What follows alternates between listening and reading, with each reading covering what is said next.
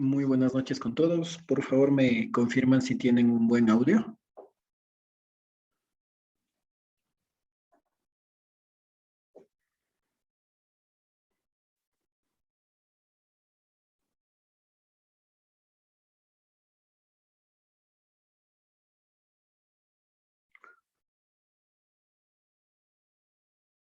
¿Estamos ahí?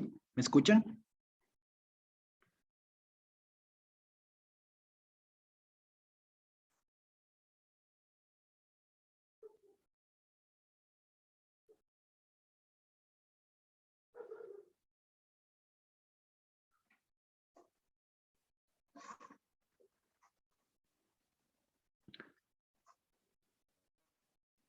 Me confirman si tienen un buen retorno del audio para ya dar inicio con la conferencia del día de hoy. Sí, Doc, sí se lo escucha. Perfecto. Bueno, una vez más, buenas noches con todos, queridos colegas. El día de hoy vamos a abordar un tema de gran importancia, de gran interés, como es el manejo de la vía aérea. Dentro de lo que respecta al manejo de la vía aérea, es uno de los retos, uno de los desafíos más grandes que tiene el personal de salud, tanto los médicos, las enfermeras, los personal paramédico, que van a encontrarse con algún tipo de paciente que requiera de maniobras, de procedimientos que salvaguarden la integridad del paciente para tener una buena ventilación, una buena oxigenación. Entonces, en eso está basada la conferencia del día de hoy, en conocer los diferentes dispositivos, conocer las diferentes maniobras, los diferentes procedimientos que debemos nosotros como personal médico realizar ante un paciente que presente problemas con su ventilación, ¿sí? Recordando, como lo hemos venido haciendo en las últimas charlas, en pacientes de, que, son, que llegan al área de emergencia que tenemos en la unidad prehospitalaria, siempre manejarnos con el ABCD, ¿sí?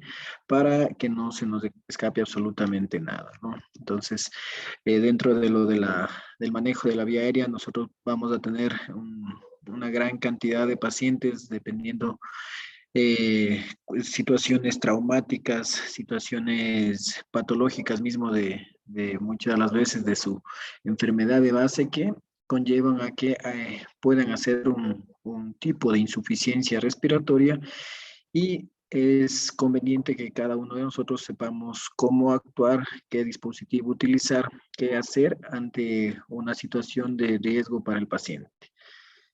Empezamos. Eh, Conocemos al manejo de la vía aérea como la realización de maniobras y la utilización de dispositivos que van a permitir una ventilación adecuada y segura a pacientes que lo necesiten. Como mencionamos, es uno de los desafíos más importantes al que puede verse enfrentado un médico, una enfermera, un paramédico en su práctica clínica diaria. Y va a ser el resultado final de todo esto, va a depender de las características del paciente, en particular la disponibilidad de equipos, la destreza y las habilidades del operador, pudiendo determinar la morbilidad y mortalidad del paciente.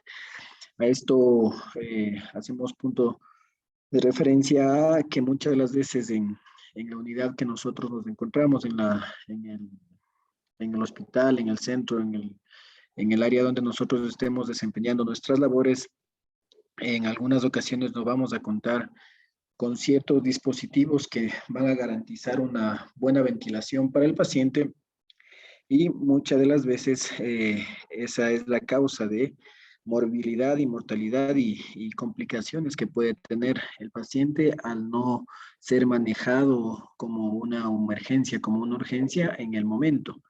Ha habido una gran mayoría de casos en los centros de salud, en los consultorios donde no cuentan con los materiales, con los insumos para poder garantizar una buena ventilación al paciente y es el problema al momento que acuden ya a una unidad de mayor nivel de que no fue manejado convenientemente para que garantice una buena oxigenación al paciente que se encuentra en riesgo. Entonces, eso siempre hay que precautelar, que en las unidades donde nosotros estemos laborando, tener al menos los dispositivos básicos para, en caso de que haya una emergencia, utilizarlos. Antes de iniciar con lo que respecta al manejo de la vía aérea, es muy importante conocer situaciones anatómicas, de igual forma la anatomía como tal de la vía aérea para al momento que nosotros la manejemos, sepamos qué estructuras debemos tener cuidado, qué estructuras debemos tener en cuenta para que no haya ninguna complicación y de igual forma familiarizarnos con la anatomía al momento de que ya nosotros procedamos a realizar una intubación, distinguir a cada una de estas características que de una de estas eh, ítems que tenemos aquí en el gráfico, como es la cavidad oral, la cavidad nasofaringea, ¿sí? La disposición de igual forma de la lengua, del epiglotis, de las cuerdas vocales, de la tráquea como tal, ver la posición mismo en donde es que se encuentra situada la tráquea, el esófago, sí, muy importante para determinar qué es el mayor problema, el mayor tipo de complicación al momento de realizar una intubación orotraqueal, en enviar hacia atrás el tubo endotraqueal, ¿sí? Y realizar una intubación en vía digestiva, ¿sí? Entonces, eso siempre es muy importante distinguir y conocer la situación anatómica de cada una de las porciones de la anatomía de la vía aérea, ¿sí? El cartílago cricoides, la laringe, la orofaringe, el paladar tanto blando como el paladar duro, la nasofaringe y de igual forma la cavidad nasal. Entonces, muy importante distinguir cada una de estas estructuras anatómicas para el momento de una intubación orotraqueal. De igual forma, el plexo de Kieselbach, ¿sí? Es una área muy vascularizada donde confluyen varias arterias, como es la arteria labial superior, la arteria etmoidal anterior, la posterior, la arteria esfenopalatina y la arteria palatina mayor, que van a confluir todas en esta situación anatómica, ¿sí? Que por lo habitual es donde nosotros podemos colocar una cánula, una sonda nasogástrica o de igual forma una cánula nasofaringea o de igual forma un tubo nasofaringeo, ¿sí? Entonces es muy importante conocer estas estructuras que son el principal sitio de epistaxis, el principal sitio de sangrado que nos podemos encontrar a nivel de esta situación anatómica al momento de nosotros brindar un dispositivo como es la cánula nasofaringea o de igual forma un tubo nasofaringeo, ¿no? Entonces, muy importante distinguir, reconocer este plexo que va a ser responsable muchas de las veces en una epistaxis que al tratarse de un sangrado arterial a veces es difícil controlarlo. De igual forma, los cóndilos de la mandíbula, ¿sí? Es muy importante asimismo conocerlos porque aquí es donde nosotros vamos a realizar maniobras, ¿sí? La maniobra de protrusión mandibular que se va a utilizar para desplazar la lengua hacia anterior, ¿sí? Y despejar la vía aérea, que requiere de la subluxación de los dos cóndilos mandibulares. Más adelante ya veremos cuál es la disposición de las manos del operador, ¿sí? Para poder realizar esa maniobra. Asimismo, a nivel de la faringe, ¿sí? La permeabilidad de esta es mantenida por el tono muscular de los músculos faringeos, ¿sí? Nosotros sabemos de que cuando vamos a realizar una intubación, cuando ya vamos a allá hacer el manejo de la vía aérea avanzada, utilizamos sedantes, ¿sí? Relajantes musculares, hipnóticos, que estos van a disminuir el tono muscular, ¿sí? Que va a favorecer la obstrucción de la vía aérea, ¿sí? Ahí la importancia de saber que al momento de que nosotros ya utilicemos este tipo de inductores, este tipo de medicación, de que no tenemos mucho tiempo para acceder ya a una vía aérea definitiva y manejarla de la mejor manera. A nivel de la laringe, de igual forma va a existir este pliegue, ¿sí? este pliegue medio gloso-epiglótico que va a unir la base de la lengua con la epiglotis, ¿sí? Esto es muy importante porque la presión realizada sobre este pliegue, cuando se utiliza una hoja de laringoscopio, principalmente los laringoscopios que son curvos, va a levantar la epiglotis, es decir, este epiglotis, ¿sí?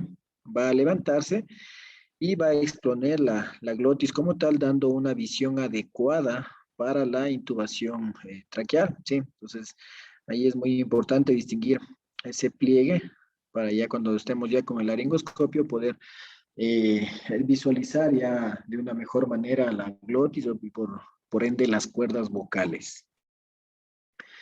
Los cartílagos, de igual forma, aritenoides, ¿sí? Estos cartílagos aritenoides van a ser responsables del movimiento de las cuerdas vocales como tal, ¿sí? Que estos pueden ser dañados al momento que nosotros podemos un tubo endotraqueal que es muy grande, ¿sí? Esto podemos comprimir estos cartílagos produciendo una isquemia, ¿sí? Que a la larga, obviamente, eso no nos vamos a dar cuenta al momento de que el paciente ya está intubado, de que el paciente está ventilado, porque obviamente el paciente está totalmente sedado, está totalmente dormido, ¿sí? Pero ahí es en caso de que nosotros hagamos una compresión con el tubo en estas estructuras, ¿sí? Cuando utilizamos un tubo de mayor diámetro, ¿sí? De mayor calibre, podemos, como mencionamos, realizar una compresión a nivel de estas estructuras produciendo una isquemia, que a la larga va a producir una lesión laringea permanente, ¿sí? Entonces ahí es muy importante, ahí la importancia de poder distinguir bien el tamaño de nuestra vía aérea para, según eso, asimismo, distinguir el tamaño y el tipo de tubo que nosotros debemos colocar, ¿no? Muchas veces ya cogemos un tubo eh, empíricamente, vemos ya estas estructuras y desde ya podemos nosotros saber que puede existir esa complicación y en ese momento tener a la mano un tubo de menor diámetro para que no causar esa patología, ¿sí? Otra estructura anatómica importante a tener en cuenta es la membrana cricotiroidea, ¿sí? Que aquí, como podemos ver en la imagen, es donde se ubica esta membrana, ¿sí? Que va a ser el punto de entrada para la inserción de dispositivos quirúrgicos percutáneos de ventilación, ¿sí?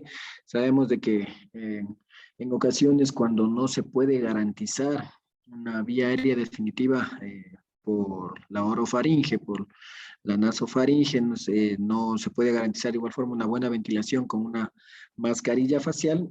Cuando se requiere en situaciones de emergentes, debemos realizar esta incisión a nivel de la membrana cricotiroidea para realizar una cricotiroidotomía, ¿sí? Esto es importante destacar que se recomienda puncionar en la mitad inferior de la membrana para evitar la lesión de la arteria cricotiroidea, ¿sí? Es muy importante, ya más adelante asimismo vamos a ver el procedimiento que, que se va a detallar en, en situaciones de que se debe realizar este procedimiento, ¿no? Eh, Bien, una vez ya visualizado, familiarizado con las estructuras anatómicas que debemos tener en cuenta para el manejo de la vía aérea, sí, vamos a citar a las técnicas más simples para el manejo de la vía aérea, ¿sí? Estas van a incluir la ventilación con mascarilla facial, ¿sí? Que esta puede ser con o sin cánula orofaringia, ¿sí? Dependiendo asimismo la situación en la que nosotros estemos manejando, una mascarilla laringea clásica o un tubo laringio, ¿sí? O una intubación endotraqueal por vía oral, ¿sí? Esas son las técnicas que son las técnicas más simples para el manejo de la vía aérea, ¿sí? También tenemos técnicas ya de más avanzadas para el manejo de vía aérea, como es la mascarilla laringea de intubación, la mascarilla Fast Track, ¿sí? Bueno, más adelante veremos cómo es esa mascarilla y para qué nos sirve, ¿sí?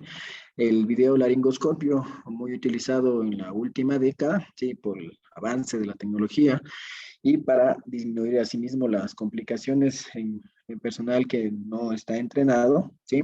El fibroscopio Bonfils, el fibroscopio normal, el fibrobroncoscopio, la cricotiroidotomía o traqueostomía, la ventilación jet translaringia y de igual forma la intubación retrógrada. Cada uno de ellos veremos más adelante en qué consiste y cómo es el procedimiento, ¿sí?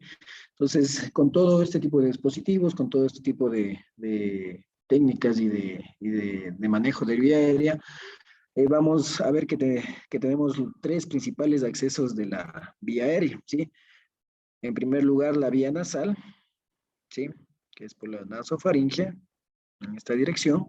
La que más es utilizada, la vía oral, ¿sí?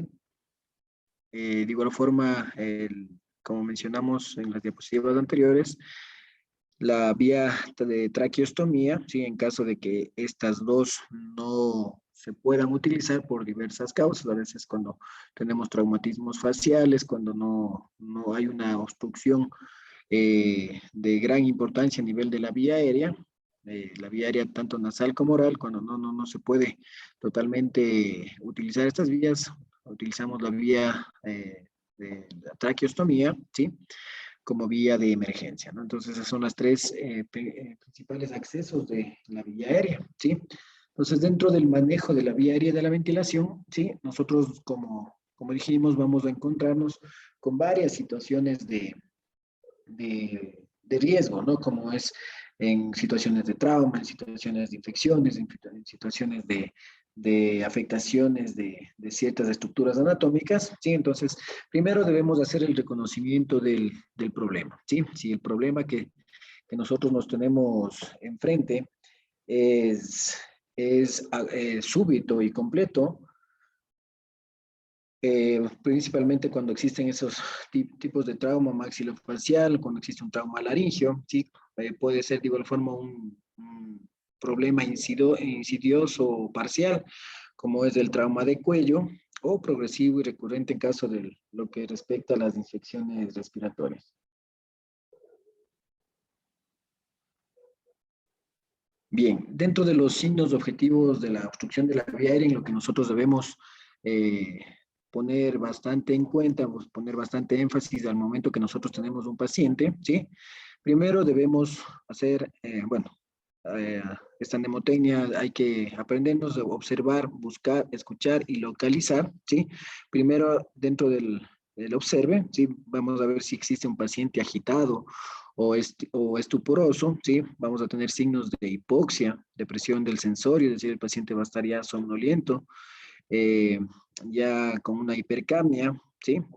Puede el paciente de igual forma tener una cianosis, resultado de una hipoxemia, ¿sí? Entonces eso hay que tener bastante en cuenta si tenemos este tipo de paciente de que necesita urgente ya el manejo de la vía aérea, buscar ya dentro del examen físico, dentro de ya una vez de que hemos descubierto al paciente, si tiene retracciones en la pared del tórax, ¿sí? Si tiene uso de la musculatura accesoria, si tiene una respiración abdominal.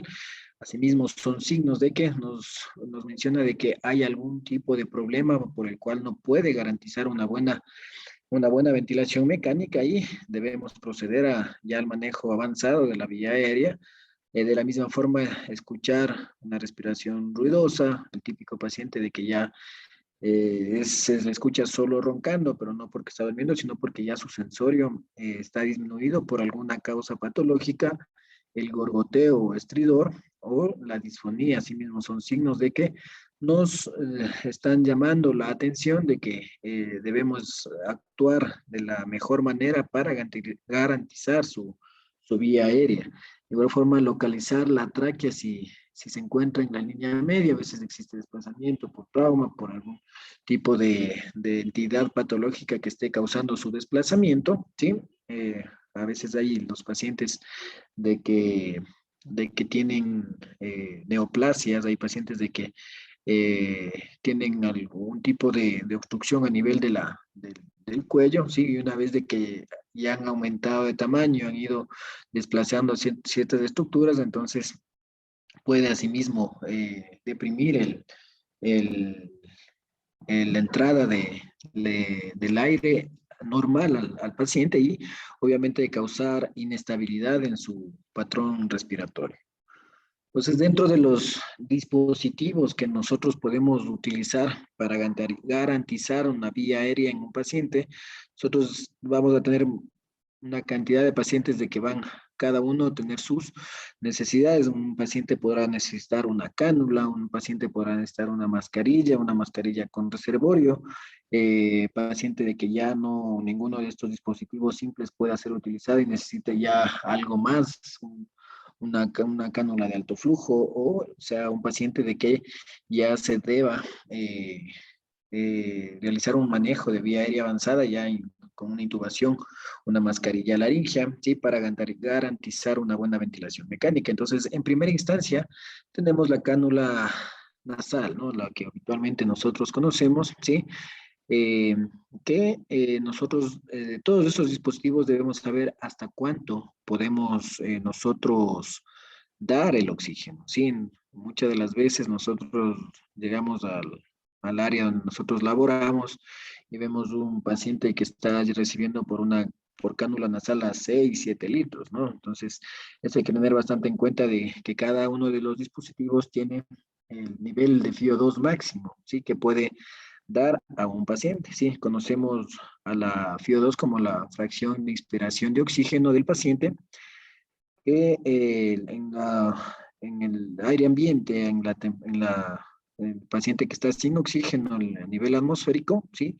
La FiO2 normal es de 21%, ¿sí? Entonces, es la mnemotecnia que nosotros realizamos en el área en el área de emergencia, en el área donde nosotros utilicemos cualquier dispositivo que garantice una buena administración de oxígeno. El primer eh, litro, ¿sí? Da 3 puntos a la FiO2. Si decimos de que la basal al aire atmosférico es de 21%, más 3 litros que da el primer litro es 24, y a partir del segundo litro vamos sumando 4, 4, 4, ¿sí?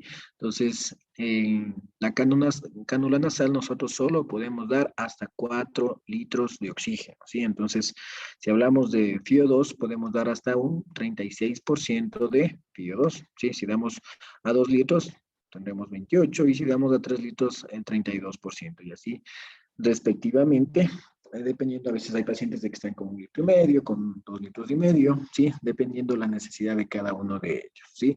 Siguiente dispositivo es la mascarilla simple, ¿sí? Eh, de que con esta mascarilla nosotros podemos dar obviamente desde 5 hasta 8 litros de oxígeno. Asimismo, haciendo relación con la FIO2, ¿sí?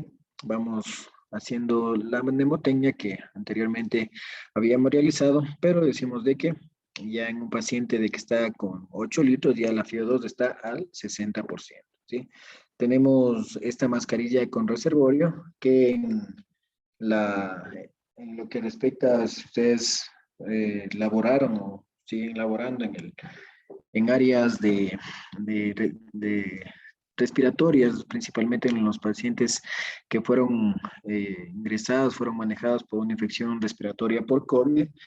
En todo paciente se manejaba con esta mascarilla, con reservorio para disminuir la eliminación de gases, de secreciones por el paciente que obviamente llegaba con una franca tos. Entonces, este dispositivo nos puede dar podemos utilizarlo a partir de 10 a 15 litros, ¿sí? Garantizando ahí una FiO2 del 90 al 100%, ¿sí?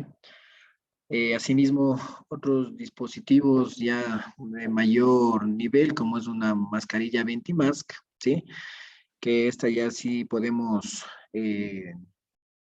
calcular ya con menores litros de oxígeno, ¿sí? Podemos dar desde 3 hasta 15 litros, ¿no?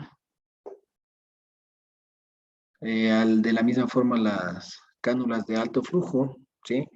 Que asimismo podemos dar desde el 21 al 100%, dependiendo la necesidad de cada paciente. Recordemos de que estos tipos de dispositivos era utilizado de la misma forma en un paciente antes de que del paciente pueda, o sea, del paciente que tenía que ser intubado, ¿sí? Muchas de las veces con este dispositivo respondían, ¿sí?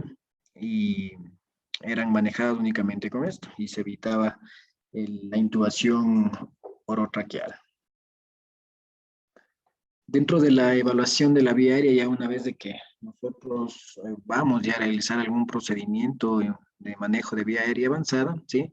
Debemos iniciar observando los rasgos anatómicos de nuestro paciente, ver su forma, el tamaño de la boca, la nariz, la mandíbula, el cuello, ya desde ahí ver si vamos a tener algún tipo de problema al momento de la intubación, por ejemplo, ¿sí? Si existe, si hay existencia de eventuales masas o alteraciones anatómicas que pudieran alterar el flujo normal del aire desde el exterior hacia los pulmones. ¿Sí? Es muy importante, antes de ya hacer un buen manejo de la vía aérea, distinguir todo este tipo de eventualidades, de situaciones, de que nos van a, en primer lugar, a hacer un diagnóstico precoz de ver qué está sucediendo, qué está pasando, y en segundo lugar, ver qué complicación podemos tener si el paciente decidimos intubarlo, ¿no? Entonces, muy importante, ¿sí?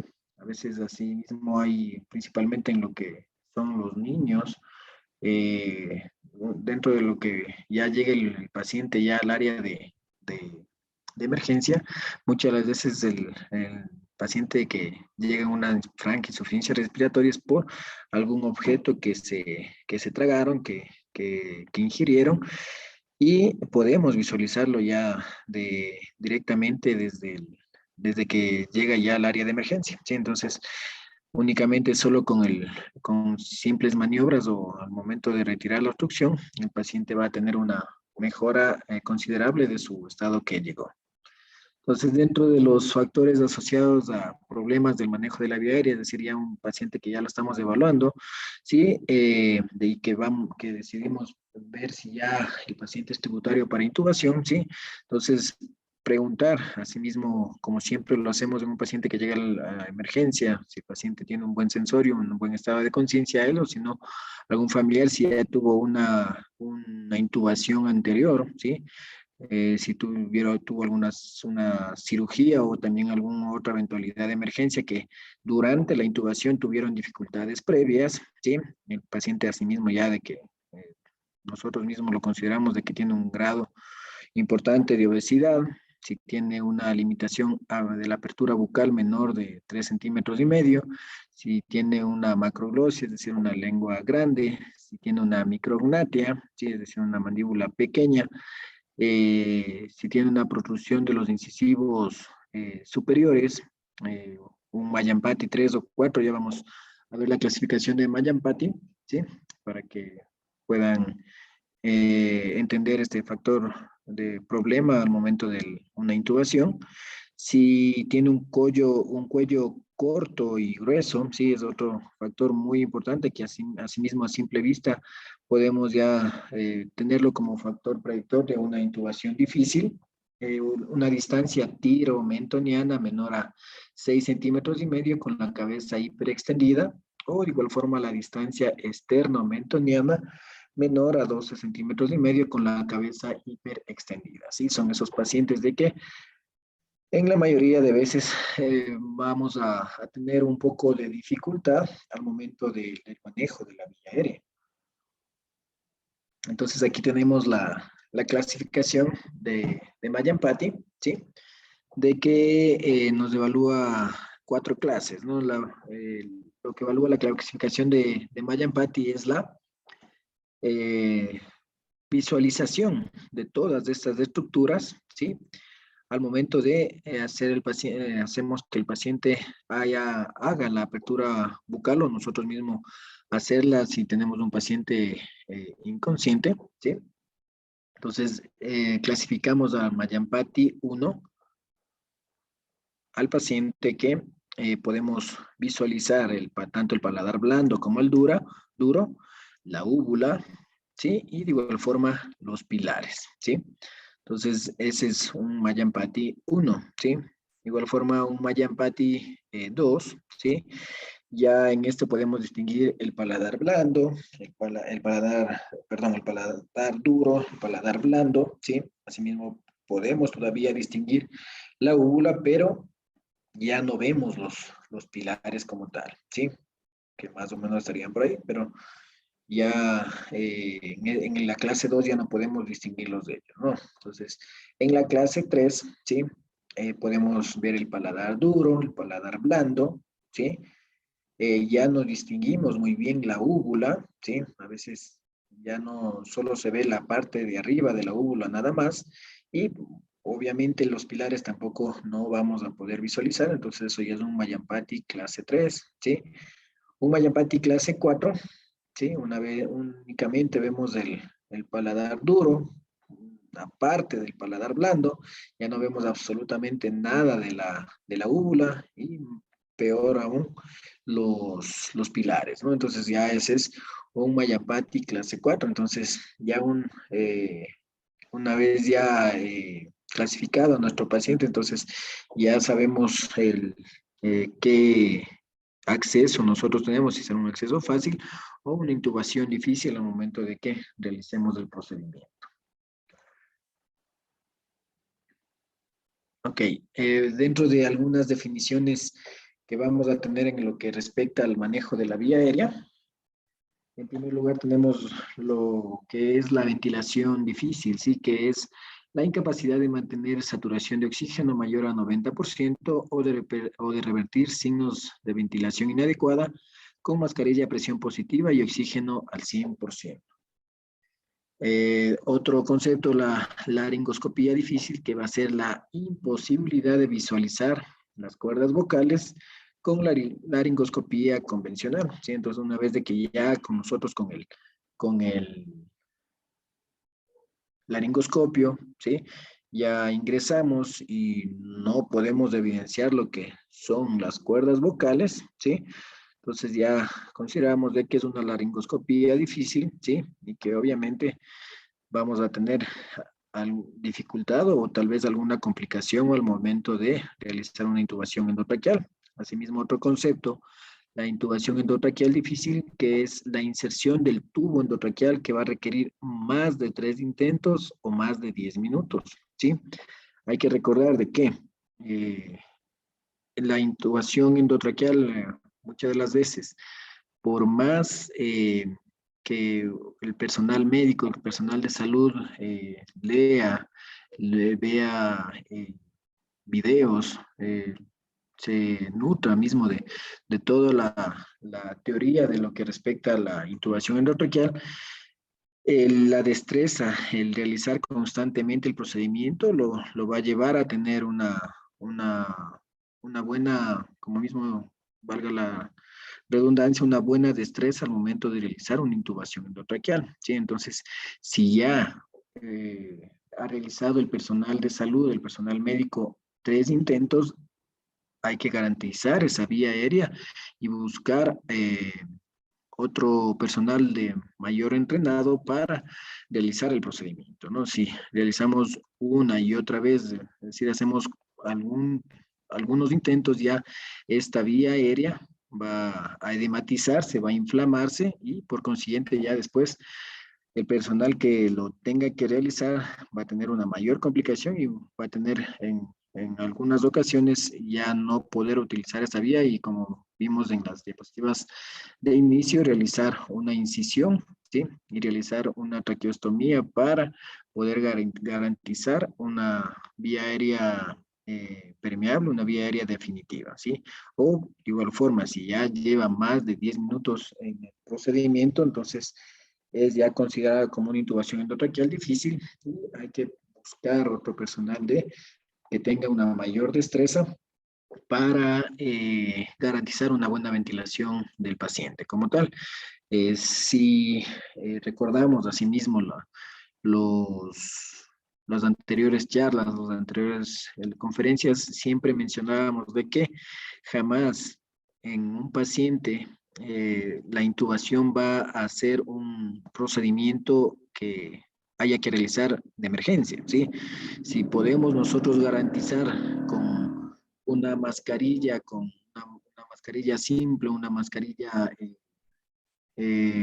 facial, una mascarilla, es decir, ya poniendo una cánula orofaringe y podamos dar ambú hasta el momento de, de tener un personal mayor entrenado, es lo que hay que realizar, ¿sí? Nunca va a menos de que no, con todo lo que mencionamos, con la mascarilla, con la cánula, con la mascarilla facial y ya dándoles con AMBU, no se puede garantizar una saturación mayor del 90%, entonces es un paciente de que debe emergentemente hacer la intubación endotraqueal, sí, pero si no es el caso, si podemos nosotros garantizar y el paciente con la mascarilla y con AMBU tiene saturaciones de entre 93, 94, mayor a 90, entonces no consideramos que sea el procedimiento emergente al realizar en ese momento, ¿sí? Sino esperar aunque haya un personal de mayor destreza que lo pueda realizar sin mayor complicación, ¿sí? Asimismo, otro concepto, la vía aérea difícil, ¿sí? Que se, se trata de una situación clínica en la cual un anestesiólogo, un personal entrenado convencionalmente, experimenta dificultad en la ventilación con mascarilla facial, en la intubación endotraqueal o en ambas. Pues en esto pueden interactuar factores del paciente, ambiente clínico y habilidades del operador, ¿sí? Como tenemos en mi imagen, un paciente con cuello corto, obeso, con una distancia tiromentoniana corta, eh, ya son signos predictores de que va a tener una vía aérea difícil. Entonces, con este tipo de pacientes a veces ya las maniobras, las técnicas simples como es la intubación orotraqueal, a veces no bastan y ya tenemos que utilizar dispositivos de mayor nivel para poder garantizar una vía aérea bien ventilada, ¿no? Como tenemos aquí en la imagen, ya. Aquí utilizando un video laringoscopio, ¿sí? Para poder ingresar a a la vía aérea sin ningún problema.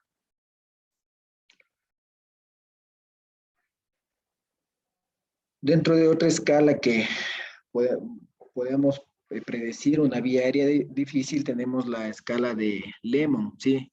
Que principalmente es para la valoración de la vía aérea en un paciente traumatizado, ¿sí? La L de Luke, que es examinar, ¿sí? Hay que buscar lesión o trauma, evaluar la regla del 3-3-2, ¿sí? Es decir, primero la distancia interincisivo es mayor a 3 traveses de dedo, la distancia mentoioidea de igual forma mayor de 3 traveses de dedo, la distancia del cartílago tiroides y el suelo de la boca, 2 traveses de dedo. Si tenemos menor a esto, entonces ya es un factor predictor de una vía aérea difícil. La M de mode, que es la apertura de la boca, si ya, y asimismo ya clasificamos como un Mallampati, tenemos un Mallampati mayor de 3, ya otro factor de vía aérea difícil, ¿sí? La O de obstrucción, si hay presencia de epiglotes o abscesos amigdalinos, la NEC de movilidad del cuello, ¿sí? Si existe presencia del collarín, si existe imposibilidad de la extensión del cuello en aquellos pacientes de que hay una alta sospecha de lesión cervical y el paciente que llega al área de emergencia con el collarín cervical, entonces es otro factor de que nos va a tener un grado de complejidad al momento de una intubación endotraqueal. Entonces, dentro de las técnicas básicas para el manejo de la vía aérea, ¿sí? Bueno, hoy estamos revisando únicamente lo que es la teoría, la clase teórica de lo que respecta al manejo de la vía aérea. Ya en las próximas semanas, ya cuando inicien los talleres, ahí podremos ya con los muñecos, con los dispositivos, hacer un taller ya con práctico de cómo se utilizan estos dispositivos, cómo deben manejarlos, cómo deben sujetarlos, ¿sí? Entonces, pero es muy importante de que ya con estas bases teóricas, esta clase teórica como tal, haya algún fundamento para ya al momento de los talleres poder realizarlo sin ningún tipo de problema, ¿no? Entonces, dentro de la primera técnica básica, ¿sí? Para el manejo de la vía aérea, es con la simple inclinación de la cabeza y elevación del mentón, ¿sí? Como tenemos en las imágenes, ¿sí? En primer lugar, vamos a colocar una mano sobre la frente de la víctima y vamos a empujar con la palma para inclinar la cabeza hacia atrás, ¿sí? Colocamos los dedos de la otra mano debajo de la parte ósea de la mandíbula inferior, cerca del mentón, y vamos a levantar la mandíbula para traer el mentón hacia adelante, ¿sí? Como podemos ver en la imagen, este paciente que está totalmente con, con la cabeza que no está hiperextendida, aquí la vía aérea está comprimida, ¿sí? Es un paciente de que ya no puede respirar por sí solo, entonces este paciente ya va a presentar signos de insuficiencia respiratoria, ¿sí? Y ya solo al realizar ya esta maniobra, ya podemos garantizar o darle al paciente una mejor entrada de aire, ¿sí? Entonces, en algunos casos, en algunos pacientes, solo esta maniobra ya no le va a, a salvar la vida a este paciente, ¿no? Entonces, nosotros tenemos algún evento en la calle, en algún evento masivo, y vemos que el paciente tiene signos de insuficiencia respiratoria, si no, no hay sospecha, no hay riesgo de lesión de la columna cervical, entonces sin ningún problema hacemos esta maniobra para tener una mejor entrada de aire, ¿sí? De igual forma, otro ya lo que respecta ya en el manejo de la vía aérea, la tracción mandibular, ¿sí? Vamos a colocar una mano a cada lado de la cabeza de la víctima, ¿sí? Vamos a podemos apoyar los codos sobre la superficie en la que está atendida la víctima, en este caso la cama, ¿sí? Ponemos los dedos debajo de los ángulos de la mandíbula, como vemos aquí, y vamos a levantar con ambas manos, desplazando la mandíbula hacia adelante, ¿sí? Con eso hacemos de que si hay obstrucción a nivel de la lengua, ya con esta tracción mandibular, hacemos de que se desobstruya, ¿no? Y si los labios se cierran, empujamos el labio inferior con el pulgar para abrirlos, ¿no? Esto vamos a practicarlo mucho mejor y ya con los fantomas para realizar estas maniobras como tal, ¿sí? Dentro de la ventilación con mascarilla facial, ¿sí? Dentro de, como mencionamos, los predictores de dificultad con mascarilla facial, paciente con índice de masa corporal mayor a 30, paciente que tenga presencia de barba, ¿sí? Siempre los pacientes que tienen una barba bastante pronunciada, bastante abultada, entonces el sellar la mascarilla eh, facial es un poco complejo, ¿sí? Porque a veces resbala.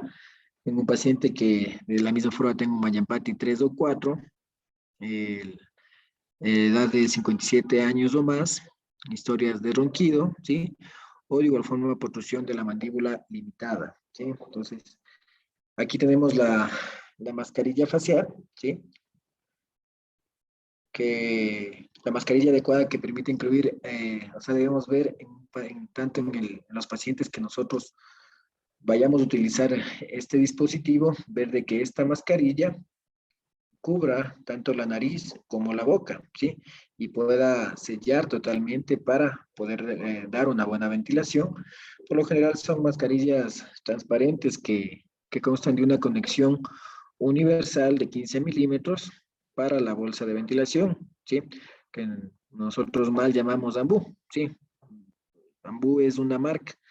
El dispositivo es la bolsa de ventilación como tal, ¿sí? Entonces, eh, es este tipo de dispositivo que nos ayuda a colocar en este sitio la bolsa de ventilación, ¿sí? Y se va a colocar desde el puente, esta mascarilla desde el puente nasal, ¿sí? Hacia la boca, cubriéndola, apoyando la región distal de ella sobre la cresta alveolar dental, ¿sí? En, en pacientes que son desdentados, en pacientes, sobre todo los adultos mayores, de que eh, no no tienen ya dentadura como tal y si tienen ya se la retira. Esta porción de la mascarilla podemos situarla en la comisura labial, ¿sí? Para poder garantizar asimismo un buen sellamiento de la mascarilla como tal, ¿sí? Entonces, la mano no dominante se utiliza para fijar la máscara, ¿sí? En este caso, si somos diestros, la mano izquierda vamos a utilizar para fijar la máscara en la cara del paciente, y la dominante, los que son diestros, en este caso sería la mano derecha, se va a ocupar de la ventilación con la bolsa, es decir, en situaciones de que solo haya un personal para realizar la ventilación, ¿sí? Los dedos, pulgar e índice, se van a colocar sobre ella sellando la máscara, es decir, en una forma de C, ¿sí? Realizando la presión necesaria sobre la cara que evite la pérdida de aire, y los dedos del medio, anular y meñique, ¿sí? Estos van a utilizarse para desplazar la lengua mediante la maniobra de subluxación mandibular, ¿sí? Para hacer de que en este caso, la lengua, si está obstruyendo, lo desobstruye. Como vimos, ¿no? Hay dos formas de realizar la técnica, asimismo, en caso de que haya dos operadores, ¿sí? Podemos hacerlo con dos manos, ¿sí? Exclusivamente para garantizar el buen sellado de la mascarilla, y el otro operador solo para dar las ventilaciones con la bolsa mascarilla, ¿no? Entonces, en el método tradicional, como es en este lado de acá, los dedos pulgar e índice mantienen la presión a lo largo de los bordes inferior y superior de la máscara. Los otros tres dedos de cada mano sostienen la mandíbula de una manera similar a la de la máscara con una mano, y van a realizar una maniobra simultánea de elevación de mentón y el empuje de la mandíbula. Es posible de que esta posición no sea cómoda de mantener durante largos periodos de tiempo, entonces cuando ya haya el personal que está brindando este tipo de selle de la mascarilla, puede cambiarlo a esta posición, ¿sí? De que se, se realiza utilizando las eminencias tenares, ¿sí? Que son más fuertes para mantener la máscara en su lugar, ¿sí? Estas eminencias se van a colocar paralelas entre sí a lo largo del eje largo de la máscara como tal, lo que va a permitir que los cuatro dedos restantes realicen maniobras de elevación y empuje de la mandíbula, ¿sí? Entonces, en caso de que haya los pacientes de que no puedan ser ya colocados a un ventilador, hay centros de que no cuentan con ventiladores y tengan que darles bambú por varios momentos. Entonces, de esto podemos realizar este tipo de maniobras.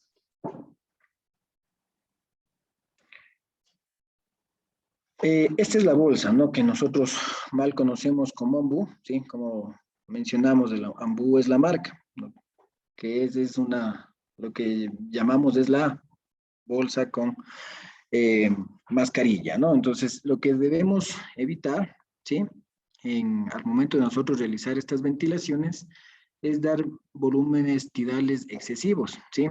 Lo que debemos realizar, hay que recordar, el volumen tidal en un paciente normal es de 500 ml, que es lo que mide, lo que tiene este, este, este dispositivo, ¿sí? Es decir, al momento que nosotros comprimimos esto, estamos dando en cada respiración 500 ml, ¿sí? Entonces, no comprimir hay veces de que llegan al área de emergencia con las dos manos ahí, haciéndole a cada momento, es decir, dándoles bastantes respiraciones por minuto, y eso lo que vamos a provocar es un barotrauma, ¿sí? No hay que forzar el aire demasiado rápido, como mencionamos, ¿sí? Recordar de que debemos dar respiraciones cada 6 segundos, ¿sí? Y no realizar ventilaciones demasiado rápidas, ¿no? Eso es muy importante saberlo. De la misma forma, si no se va a conseguir la ventilación, se va a sugerir el uso de una cánula orofaringia para permeabilizar la vía aérea, ¿sí? Si el paciente ventila de manera espontánea, se debe apoyar la ventilación con volúmenes no mayores a los 500 ml, como mencionamos, y presiones de vías aéreas no mayores a los del esfínter esofágico inferior, 25 centímetros de agua, para no insuflar aire en el estómago, ¿sí?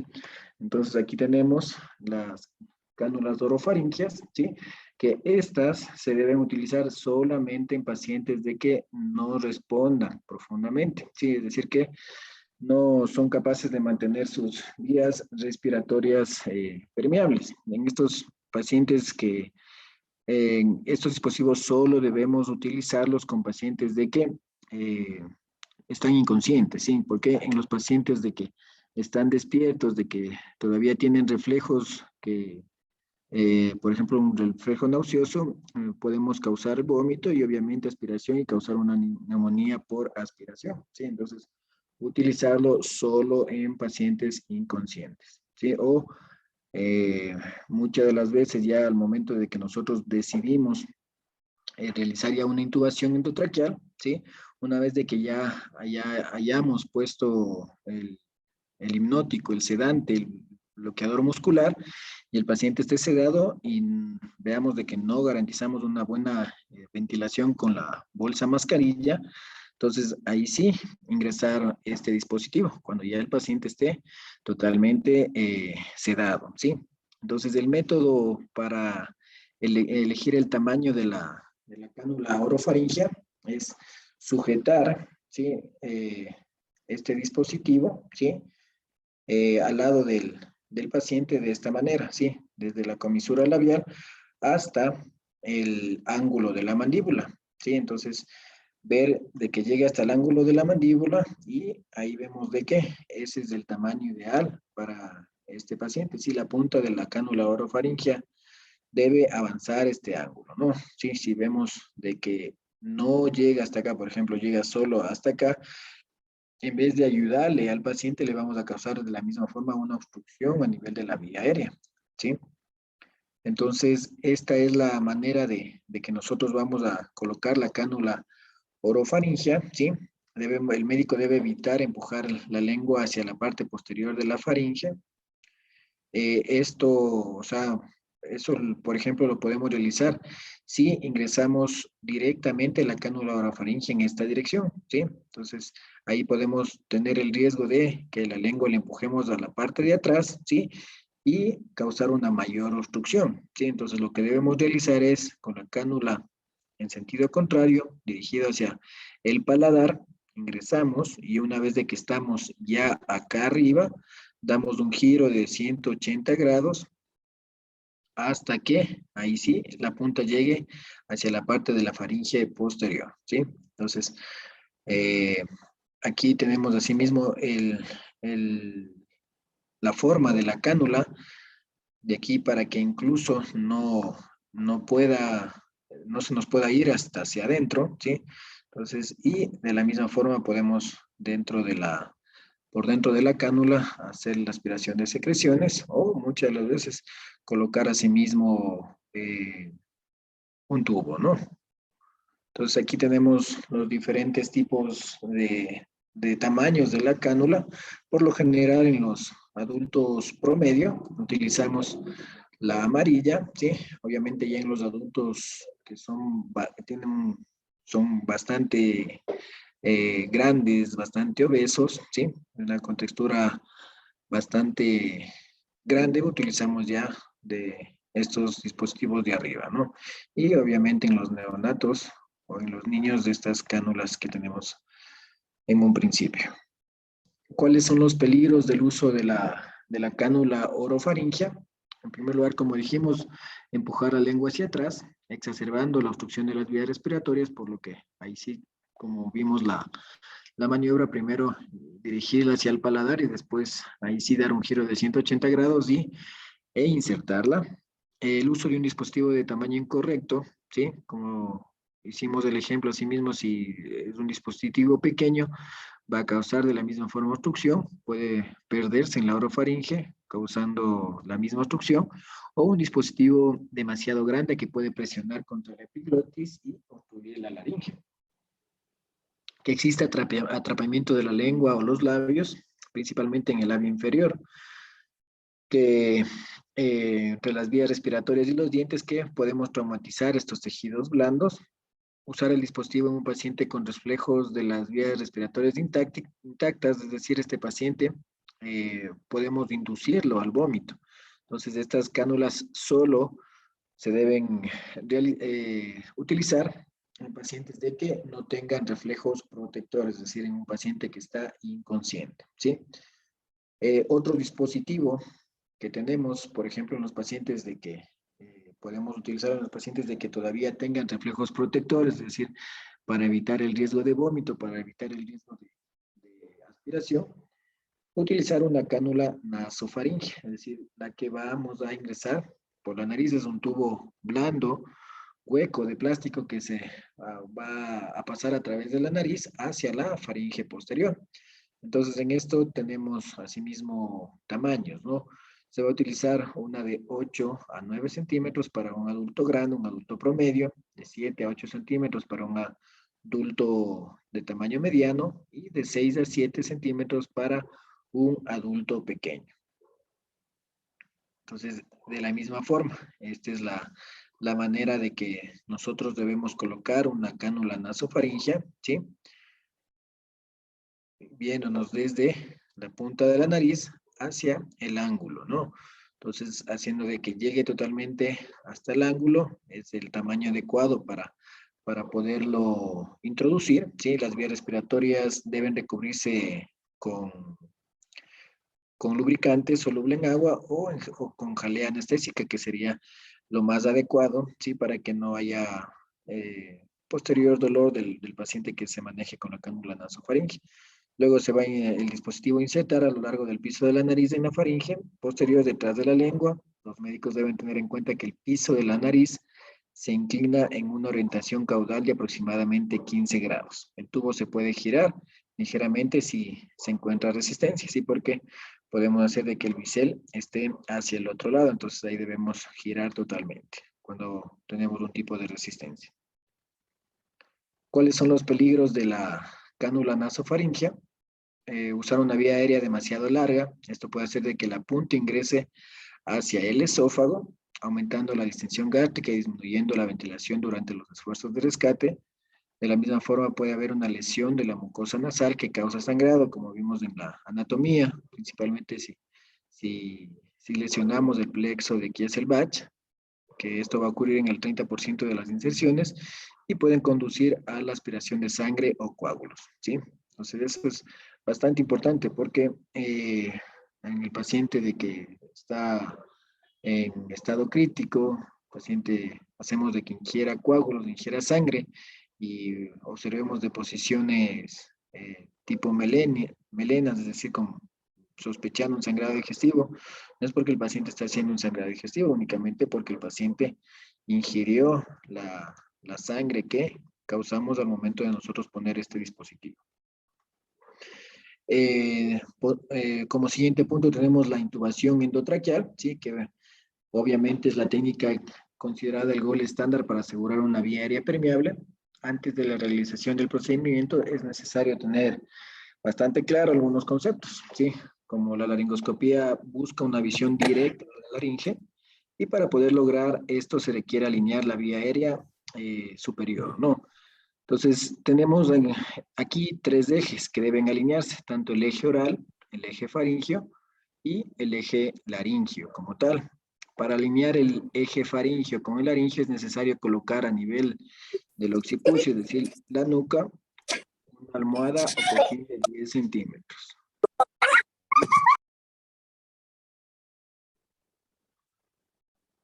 Colocamos una almohada de 10 centímetros en la nuca, en el occipucio, para levantar la cabeza y llevar a la posición de olfateo, ¿sí? Para alinear el eje oral con los otros dos, ya alineados, se debe realizar una hiperextensión del cuello en forma delicada pero firme, De esta manera, la exposición de la glotis para la intubación será la mejor y nos permitirá realizar la intubación, ¿sí? Entonces, tenemos al paciente así en posición neutral, ¿sí? Realizamos la primera maniobra, es decir, la de olfateo, y después realizamos una hiperextensión del cuello, ¿sí? Como vemos aquí, el tubo, si lo realizamos en esta manera, vamos a tener un poco de dificultad, a diferencia de en un paciente que ya tenemos una hiperextensión del cuello, se van a alinear los tres ejes, ¿sí? Tanto oral, faringio como laringio. Luego vamos a introducir el laringoscopio, ¿sí? Por la comisura labial del lado derecho y vamos a avanzar hasta el surco glosoepiglótico, ¿sí? Desplazamos la lengua hacia la izquierda y de ahí sí vamos a traccionar el laringoscopio hacia ventral, logrando de este modo la elevación de la epiglotis. Una vez de que ya elevamos la epiglotis, vamos a poder observar la exposición de las cuerdas vocales para posteriormente realizar la colocación del tubo endotraqueal, sin dejar de traccionar el laringoscopio. Se inserta el tubo mirando en todo momento, ¿sí? Muchas de las veces ya logramos ver las cuerdas vocales, estamos más o menos seguros por dónde vamos a enviar el tubo, pero al momento de colocar el tubo no lo vemos, ¿sí? Entonces ahí podemos enviarlo hacia esófago, ¿sí? Y poder correr el riesgo de una aspiración del contenido gástrico, ¿sí? Entonces, debemos verlo hasta el final para ver si por dónde pasa el tubo endotraqueal, ¿sí? Como vemos aquí en la imagen, el laringoscopio se debe manipular con la mano izquierda y con la mano derecha podemos introducir el tubo en los pacientes, en el personal de que son diestros, ¿no? Obviamente en los médicos, en los pacientes, en el personal de salud que son zurdos, entonces lo realizan de la manera inversa, ¿no? Entonces aquí tenemos un resumen, cuál es la técnica, o sea, total de cómo realizar una intubación orotraqueal, ¿sí? Primero vamos a verificar todo, ¿no? El buen funcionamiento del laringoscopio, vamos a tener a la mano la succión, y de igual forma el tubo endotraqueal. Sí, esto es muy importante porque muchas de las veces ya decidimos intubarlo, ya lo medicamos y en ese momento vemos de que la luz del laringoscopio no funciona, de que está estado flojo. Entonces, eso hay que hacerlo antes. Sí, de igual forma vemos de que ya le ingresamos con el laringoscopio y vemos en ese momento que hay bastantes secreciones y ese momento recién decirle al personal que nos está acompañando que nos ayude con una succión, en ese momento dicen no, que no hay las sondas de succión, entonces eso no debe pasar porque ahí podemos ya correr el riesgo de tener bastantes complicaciones, ¿sí? Si el paciente está consciente, está en su sensorio, debemos de explicar el procedimiento, hacer obtener su consentimiento en el caso de que está consciente, hacer firmar el consentimiento informado, eso es muy importante. En el caso de que no, firmarlo con los familiares, ¿sí? Lo que eh, respecta a lo que fue la pandemia, ¿sí? Entonces, muchas de las veces nosotros sí les informábamos a los pacientes de que todavía estaban conscientes de cuál es el procedimiento que íbamos a realizarlo, ¿sí? Para que incluso ellos nos puedan ayudar al momento de realizar todas esas maniobras, ¿sí? Después colocar la almohada, ¿sí? Y poner al paciente en la posición de olfateo, ¿sí? Si es necesario. Oxigenar al paciente mediante AMBU con oxígeno al 100% durante unos 4 minutos, si puede ser posible. Administramos los anestésicos tópicos y fármacos para la intubación, ¿sí? Realizamos la maniobra de Selig, que es la presión del cartílago cricoides, principalmente en los pacientes que, que pensemos de que estén con el estómago lleno, ¿sí? Hay los pacientes de que, por ejemplo, posterior a la ingesta del almuerzo, todo ello sufrieron una parada cardíaca, entonces obviamente esos pacientes van a estar con el estómago lleno, entonces tenemos que utilizar todo este tipo de maniobras para disminuir el riesgo de aspiración, ¿sí? Después obviamente ahí sí ya Tomamos firmemente el laringoscopio con la mano izquierda, insertamos la punta de la hoja en el borde derecho de la comisura bucal, avanzamos con la hoja hacia adentro y desplazamos la lengua hacia la izquierda. Ahí realizamos una tracción del laringoscopio hacia arriba y hacia adelante. Si utilizamos la curva Macintosh, avanzamos la punta hacia la valécula y realizamos tracción hasta levantar la epiglotis. Si una vez de que ya levantamos la epiglotis, vamos a visualizar las cuerdas vocales y ahí es donde vamos a insertar el tubo endotraqueal, ¿sí? Y si utilizamos la hoja recta, ¿sí? Vamos a insertar la hoja completamente levantando la epiglotis con la hoja del laringoscopio y ahí podemos visualizar las cuerdas de insertar el tubo endotraqueal, ¿sí? Podemos realizar la maniobra de Burp, por sus siglas en inglés, de la presión sobre el cartílago tiroides para mejorar la visualización de las estructuras en caso de ser necesario, ¿sí? Y ahí sí avanzamos con el tubo hasta que el globo pase a través de las cuerdas vocales y de ahí sí insuflamos el back, el globo, y verificamos la colocación correcta del tubo endotraqueal.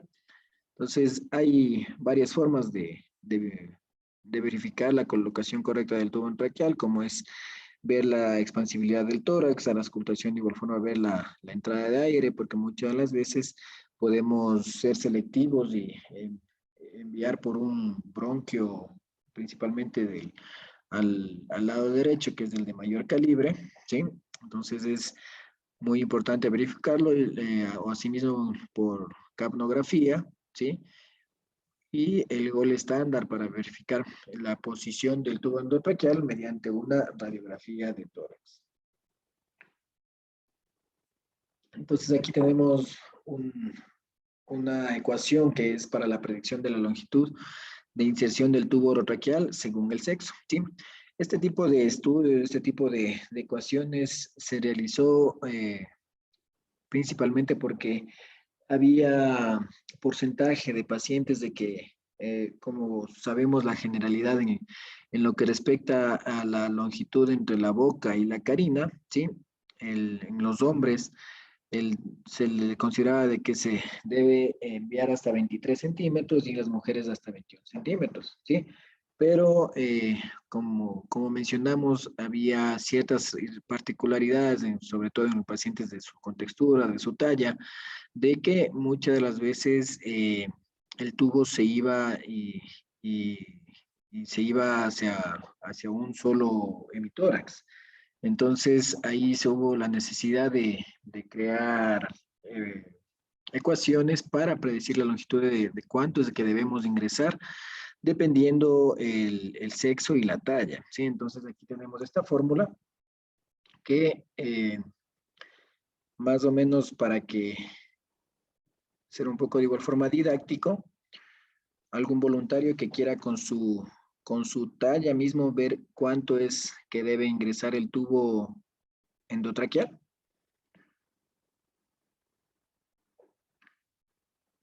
¿Algún voluntario? Estamos ahí, Rodolfo Solórzano. Sí, aquí estoy. A ver, Rodolfo, ¿cuánto mides tú? Yo mido 1,65. Ya, entonces hacemos tu ejemplo con tu propia talla, ¿ya? Entonces, A ver, primero hagamos esta operación, ¿sí? 0.072. En este caso, por tu talla en centímetros, que sería 165. ¿Cuánto te da? lo que estoy buscando en la calculadora. A ver, 0,5. A ver, no, 0, primero esto, 0, este es en hombre, ¿no? Ya, 0.072. ya. En este caso, tu talla en centímetros sería por 165. Ya. Ya. Eso, ¿cuánto te salió? Está 11,88. Perfecto. Menos 3. 8,88. Y ahí sí sumamos esto, ¿no es cierto? Más 11.413. ¿Cuánto te dio? 20,293. Perfecto, ¿no es cierto? Entonces, en este caso, por ejemplo, si tú entrarías a una cirugía o entrarías a un área de emergencia, ¿sí? Entonces, esa es la longitud que debería ingresar el tubo, ¿no es cierto? Entonces, no sé, ¿tú en qué área trabajas? Yo trabajo en las salas de emergencia. Ya, ¿no es cierto? Entonces, ¿qué médico, licenciado? Licenciado. Ya, ¿no es cierto? Entonces, siempre has de haber escuchado de que en cuanto fijo el tubo, doctor, ¿no es cierto? Sí, Ya, entonces ahí, por lo general siempre dicen 21, 22, ¿sí? Pero eso lo hacemos empíricamente, ¿no es cierto? claro. Ya, entonces, para ello, entonces, como digo, existen este tipo de ecuaciones, ¿sí? De que nos ayudan a predecir cuánto es que debemos nosotros meter el tubo, ¿sí? Porque muchas de las veces o bien metemos muy superficial o metemos de más y ahí sí somos selectivos y tenemos este tipo de problemas, ¿sí? Entonces, por ejemplo, vamos asimismo con, por ejemplo, Rodolfo, con una mujer de una talla media aquí en la ciudad o en el Ecuador. Vamos con 1,55, ¿ya? Ya. Con la ecuación de abajo. 56 Ujú, por 155 me dijo, ¿verdad? exacto. Ya. Menos 3. Menos 3 más ese punto 555. 19,235. Perfecto, ¿no es cierto? Entonces, en ese paciente habría que ingresarlo hasta 19, ¿no es cierto? Sí, Ya, entonces, ahí ya tenemos que tomen apuntes de cómo es de que predecimos cuánto hay que ingresar con el tubo, ¿sí? Para que ahí sí digas, doctor sabe que el paciente pues, mide tanto, entonces creo que deberíamos ingresarlo hasta acá nomás, ¿sí? Entonces es una buena forma. Nosotros asimismo, muchas de las veces por el tiempo y por todo lo que se debe realizar, somos bastante empíricos y lo decimos déjelo en 20, déjelo en 21, pero sí sería conveniente ya una vez de que ya cuando tengamos tiempo, cuando tengamos ya mayor tranquilidad, revisemos bien esto, veamos bien la talla del paciente y lo dejemos colocando bien el tubo, ¿no es cierto? Sí, acá muchas la última gracias. vez que intubamos a un paciente, Ajá. nosotros introducimos el tubo y auscultamos ambos campos pulmonares.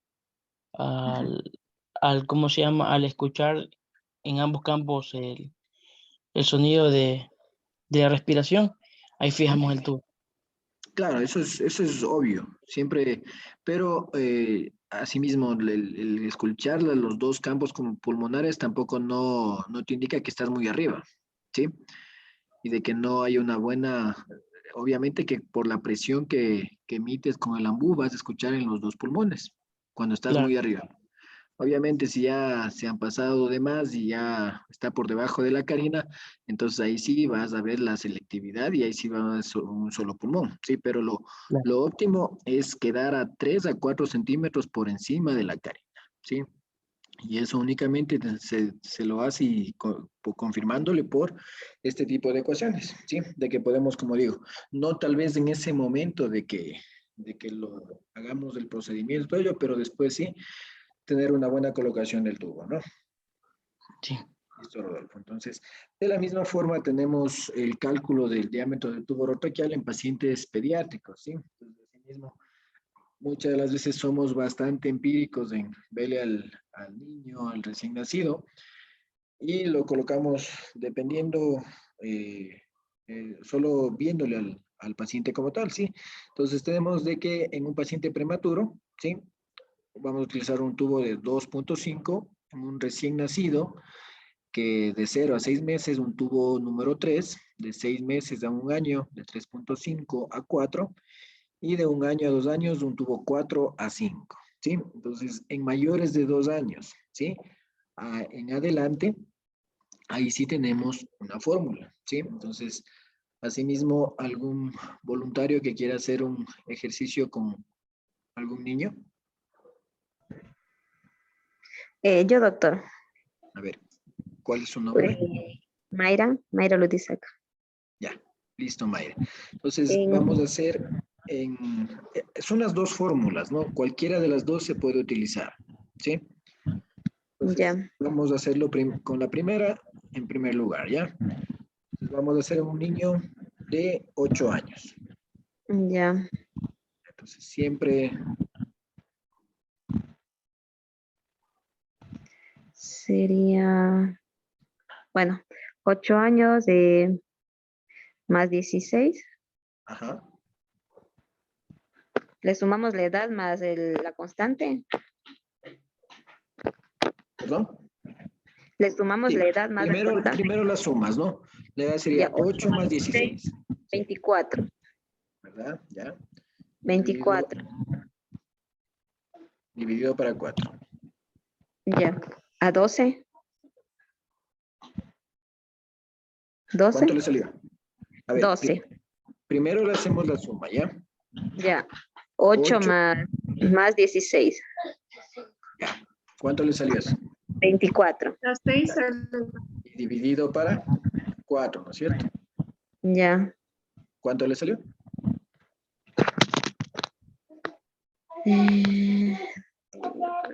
6, perdón, 6. 6, ¿no es cierto? Entonces, en ese Sí. niño de 8 años, el tubo es 6, ¿no es cierto? Tamaño 6. Perfecto.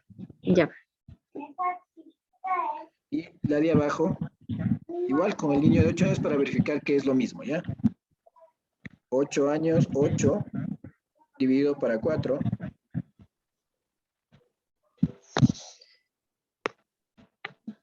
Más 4. ¿Cuánto le salió? 8. A ver, Ay, no.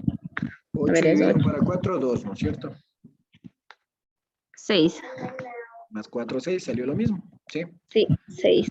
Perfecto. Entonces, el tubo para utilizar en ese niño de 8 años sería 6, ¿no es cierto? Tubo número 6. Hagamos en un niño de 12 años, ¿ya? Con cualquiera de las dos.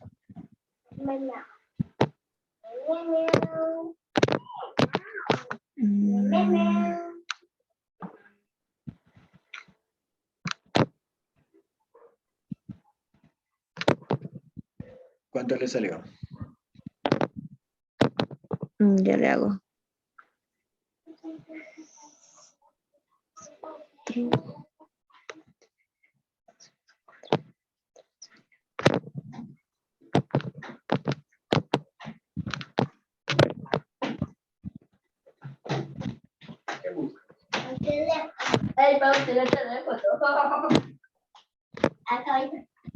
No me sale. A ver. A ver, hagámosle 12 más 16. 28, Ya. ¿no es cierto? 28. Dividido para 4. 16. 28 para 4, 7, ¿no es cierto? Ya. Entonces, en este niño de 12 años el tubo sería 7, ¿no es cierto? Repetimos. 12 más 16, damos 28 y dividido para 4 nos sale 7, ¿sí? Entonces, esa es la forma de calcular en los niños que son de 2 años en adelante, ¿sí? Entonces, eso de igual forma es muy importante, saber el calcular, ¿sí? Para ver que, sobre todo por el diámetro del tubo que podemos hacer de que comprima ciertas estructuras anatómicas y provocar una isquemia a nivel de la anatomía del niño, ¿no? Entonces, es muy importante conocer este tipo de fórmulas. Muy bien. Existen también otros dispositivos, ¿sí? Otros dispositivos que nos pueden garantizar una adecuada ventilación, ¿sí? De hecho, por ejemplo, aquí la mascarilla laringea nos ha servido mucho en pacientes en pacientes, por ejemplo, de que van a ser sometidos a algún procedimiento rápido, sí, por ejemplo, una reducción, una luxación de hombro, una luxación de rodilla, sí. En vez de realizar una intubación, podemos únicamente hacer con una mascarilla laringea o, asimismo, esto sería muy importante de que en los subcentros, en el personal de las ambulancias, en los paramédicos, tengan este tipo de dispositivos en sus unidades, ¿sí? Porque únicamente con este tipo de dispositivo podemos garantizar una buena entrada de aire, una buena ventilación del paciente de que está en una insuficiencia respiratoria, ¿sí? Es un dispositivo más confortable y menos invasivo que la mascarilla facial, ¿sí? Y que el tubo endotraqueal. para su introducción seguía con el dedo índice, ¿sí? De la mano dominante hacia la hipofaringe, ¿sí? Siendo la curvatura del paladar, ¿sí? Y se va a impulsar hasta que se sienta resistencia. Y ahí sí procedemos a inflar el cubo con un volumen de aire que está determinado por cada número de mascarillas, ¿sí? Entonces, esta mascarilla laringe ingresa desinflada, ya sentimos la resistencia, ¿sí? Y cada mascarilla, aquí en el back que tienen, ahí tiene cuántos centímetros de aire debemos ingresar, ¿sí? Y esto ahí sí se procede a fijar. Tenemos otros tipos de dispositivos más avanzados, como es el Fast Track o mascarilla laringea de intubación, sí, que es de igual forma la misma mascarilla laringea, pero este tiene un tubo, ¿sí? Rígido, que nos va a permitir ingresar el tubo endotraqueal y poder realizar intubación mediante ella, ¿sí? Entonces, las vías aéreas que de igual forma son difíciles, podemos utilizar este tipo de mascarilla. Ingresamos de la misma forma que ingresamos la mascarilla laringea, ¿sí? Una vez de que ya tenemos esa resistencia, ahí sí podemos ingresar el tubo que va a salir por este, este tubo, este lumen, ¿sí? De que va a dar directamente hacia la tráquea. El uso de videolaringoscopios, que son ya, como mencionamos en la última década, bastante utilizados, de que únicamente debemos ingresar a hacer un buen ingreso con la pala del videolaringoscopio, ¿sí? Que en la pala del videolaringoscopio se encuentra una cámara de alta definición que nos va a permitir observar la glotis, por ende, de igual forma las cuerdas bucales, y mediante ello pasar el tubo endotraqueal, y nosotros claramente vamos a ver por dónde ingresamos el tubo, ¿sí? Entonces, esto en las unidades de mayor nivel, en las unidades de los hospitales de que tienen ya su emergencia, en la mayoría de los hospitales lo tienen, ¿sí? Y que esto principalmente en el personal que no tiene la destreza para realizar una intubación, es bastante confortable tenerlo eso en las áreas de emergencia, ¿sí? Si con todas las maniobras, las técnicas que mencionamos anteriormente, como fue la cánula nasofaringea, la cánula orofaringea, el tubo endotraqueal, la mascarilla laringea, los otros dispositivos de ventilación, ¿sí? Si no se puede garantizar con ello una buena entrada de vía aérea, así por diversas situaciones, ¿no? Por ejemplo, en los traumatismos faciales de gran intensidad, de que totalmente está destrozada toda la orofaringe y no se puede ingresar ningún tipo de dispositivo, o pacientes de que tienen una mala entrada a sí mismo por diversas situaciones de toda su cavidad bucal. Entonces debemos proceder a realizar una cricotirotomía, ¿sí? Que va a consistir en la realización de un orificio en la vía aérea a nivel de la membrana cricotiroidea, con el fin de lograr una manera de acceder a la vía aérea y lograr la ventilación del paciente, ¿sí? Esto podemos hacerlo tanto por una incisión, punción, o ya en el quirófano como tal para una traqueostomía hasta el momento que el paciente pueda ventilar por sí mismo, ¿sí? Esto va a ser indicado en todas aquellas situaciones que requieran control de la vía aérea, en que no se pueda ventilar al paciente, como dijimos, por una mascarilla, no se puede intubar y no se puede obtener la oxigenación adecuada del paciente por otro medio de rescate, ¿sí? Y por último, tenemos asimismo la intubación retrógrada, ¿sí? Que antes de que llegue el fibrobroncoscopio, esto era muy utilizado, ¿sí? Que consistía en la inserción del tubo, asimismo, mediante la tráquea, ¿sí? Asimismo se hacía una incisión en la vía aérea desde el exterior a nivel de la área pericricoidea en dirección cefálica, ¿sí? Hacia la cavidad oral nasal, con el fin de dirigir la entrada del tubo endotraqueal a la vía aérea, ¿sí? Y asegurar de este modo la ventilación del paciente, ¿sí? Entonces, todos estas técnicas, todos estos dispositivos que nos ayudan a garantizar una buena ventilación mecánica, nos sirven de gran manera para los pacientes de que tengan requerimiento de ello, ¿sí? Entonces, no podemos a un paciente que está en franca insuficiencia respiratoria mantenerlo no bien oxigenado porque obviamente ese paciente va a presentar hipoxemia, el paciente va a desencadenar varias patologías consecuentes a ello y el paciente puede caer en una parada respiratoria por no actuar de una manera rápida, ¿sí? Eh, Muy bien, eso es todo por el día de hoy de la clase de manejo de vía aérea, ¿sí? El día de mañana continuaremos con intubación de secuencia rápida, ¿sí? Ya ahí sí más a fondo de cómo se realiza la intubación en emergencia, los agentes, los sedantes que se deben, que se deben utilizar, qué es lo que se debe hacer, qué es lo que no se debe hacer, ¿sí? Que lo abordaremos el día de mañana ya exclusivamente con la intubación de secuencia rápida, que como mencionamos, estas dos clases que más bien nos van a ayudar en lo que respecta a en los talleres prácticos, pero ya con el conocimiento vasto de la teoría nos va a ayudar bastante al momento de que ya podamos con los fantomas, con los muñecos, hacer los talleres prácticos, ¿sí? ¿Alguna duda de la clase del día de hoy?